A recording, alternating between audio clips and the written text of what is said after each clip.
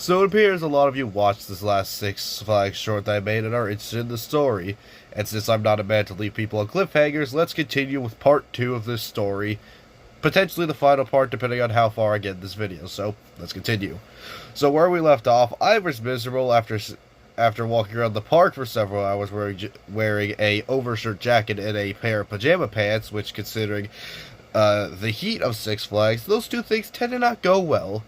And I remember at one specific part of the, of walking around the park, I was waiting outside a ride that my girlfriend at the time and her friend were going on because we couldn't go on roller coasters like I mentioned last time due to my girlfriend at the time's fear of heights and her friend's medical complications making it so if they did, they get like super lightheaded and couldn't really do anything, right?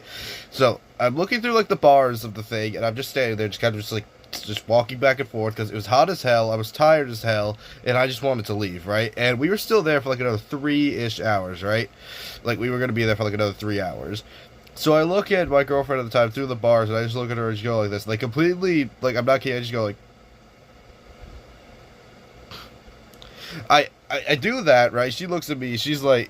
I kid you not, she just whispered, like, mouths, "I'm sorry," at me, and she quickly tries to get on the ride and hurry up.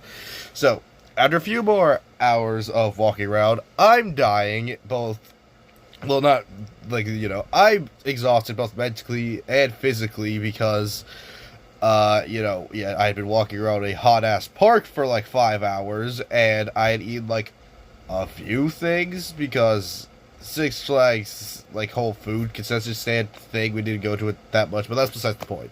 So, it's like 5 p.m. now, we're all getting rounded back up to go on the buses so we can go back to school, right?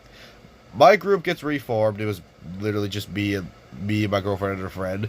But yeah, so, we get rounded up, we go to the buses, and I want to sit on the bus with my girlfriend on it to, get some bonding time in to try to not, completely ruin this trip for me. So, I tried to do that, but then I'm informed, you have to go back onto the bus you originally sat on so, they can guarantee that they got all the kids and they didn't lose anyone, which is fair. But due to me being mentally and physically exhausted, I was not having it. So, while I'm walking off, I want to direct my anger at something, so I tell the bus, "Fuck you." I'm not kidding, not the driver, just the actual bus. I flip it off, and one of the teacher's assistant people there, we'll call him Mr. T, he's just like, "Yo, did you just flip off someone on the bus?" And I'm like, I flipped off the bus. He's like, "Well, you can't be doing that, you jerk." And we get into a little scuffle, and he's like, "Alright, that's it, you have lost your right to walk at graduation." I'm like, "Excuse me, sir, what did you just tell me?" Okay, I'm gonna have to end it here because the video's getting cut short, but I hope you enjoy this part, and